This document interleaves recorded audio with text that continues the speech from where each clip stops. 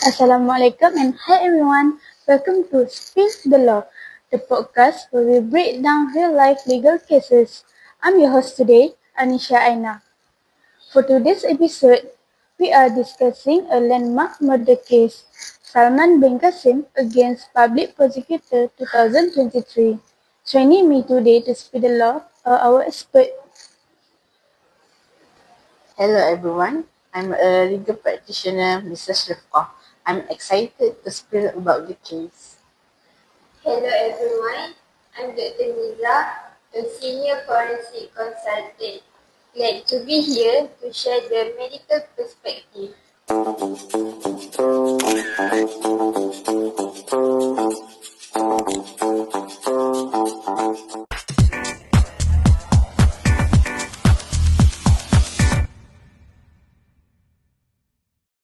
Great to have you both.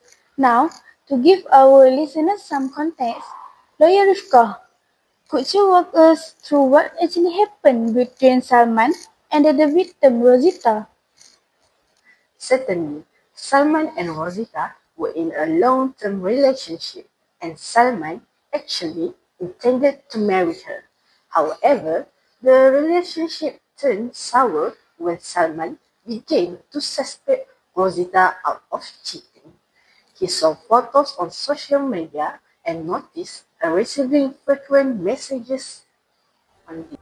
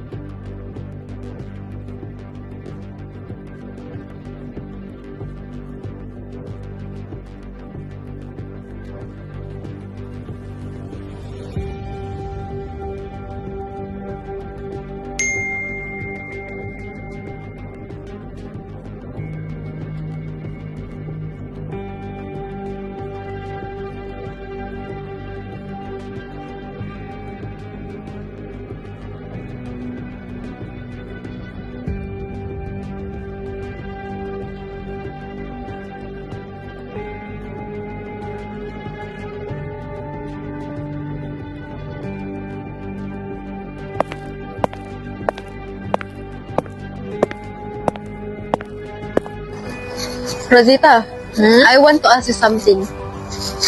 I just saw your picture with another man in Instagram. Do you mind to explain this? Salman, I'm sorry but this is my old pic before our relationship start. Don't mind about it, okay? It's been a long time since we met. How are you? Yeah, right. It's been a long time. I'm just doing fine. How about you? I'm fine too. By the way, how's your work today? Yeah, it's fine like always.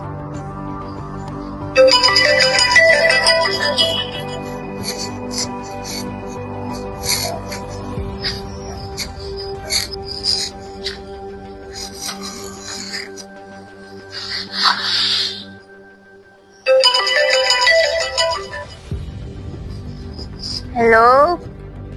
Yeah, I'm home. Later with me, okay? Bye-bye. Who's calling? Nothing, it's about work.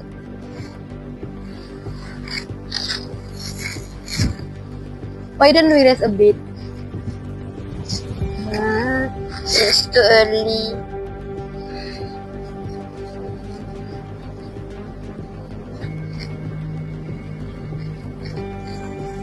Don't you want to sleep? Wait a minute.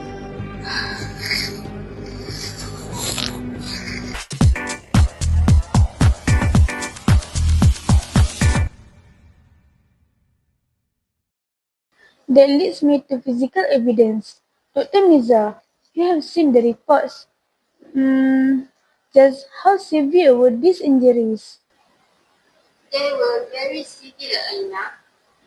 The postmortem revealed 11 stab wounds. The most critical one was to the neck, which severed the carotid artery. This caused massive internal and external bleeding. In my professional opinion, such a wound would lead to death in about 3 minutes. The force and precision required for this step showed that this wasn't an accident. It was a deliberate, forceful attack.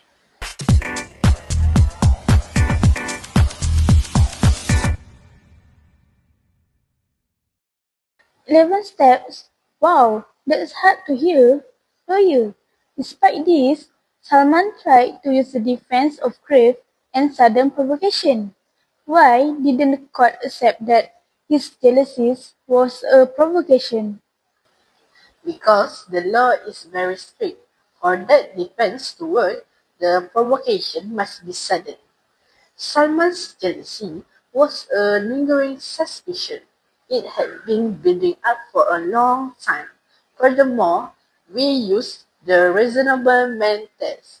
Would a reasonable person respond to a girlfriend's infidelity by stabbing her 11 times? The court said no. The reaction was totally disproportionate to the provocation.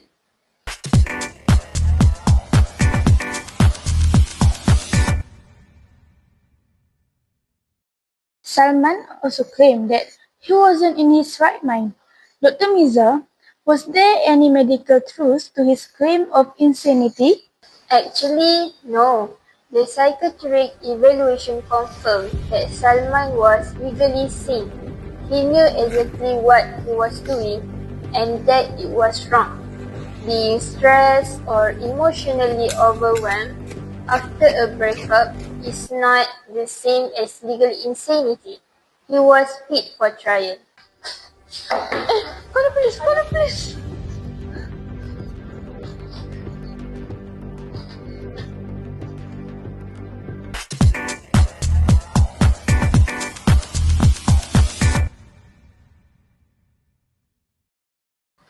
It's a tragic story, but legally speaking, lawyer, what was the court actually trying to determine during the trial? The court had to answer four main issues.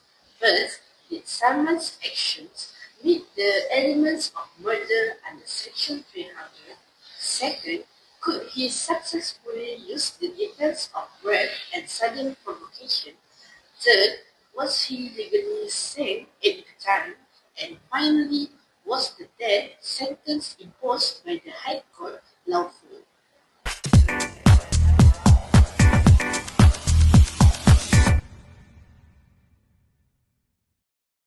So, how did the court decide if this was a murder and not just a mistake? The court looked at two things: the actus reus, the act, and the mens rea, the intent.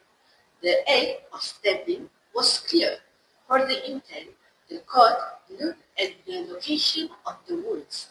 Because Salman targeted the neck and chest, the court ruled he had a clear intention to cause death under Section 300 Subsection A or C of the Penal Code.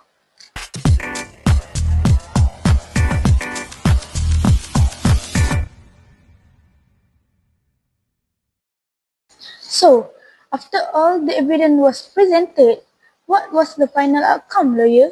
The federal court dismissed the appeal. They ruled that the prosecution had proved the case beyond a reasonable doubt. The conviction under Section 302 for murder was upheld and the death sentence was confirmed.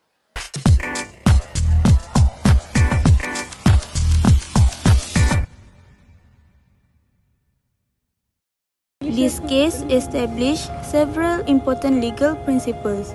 First, repeated stabbing at vital parts of the body, such as the neck and chest, is sufficient to prove intention to kill under Section 300 of the Penal Code. Second, jealousy or suspicion of infidelity does not amount to grave and sudden provocation. The provocation must be sudden and the reaction must be proportionate. Third, emotional stress or heartbreak is not the same as legal insanity. As long as the accused understood his actions and knew they were wrong, the defense of insanity will fail. Finally, the court applies the reasonable person test objectively. A reasonable person would not react to relationship problems by committing violence.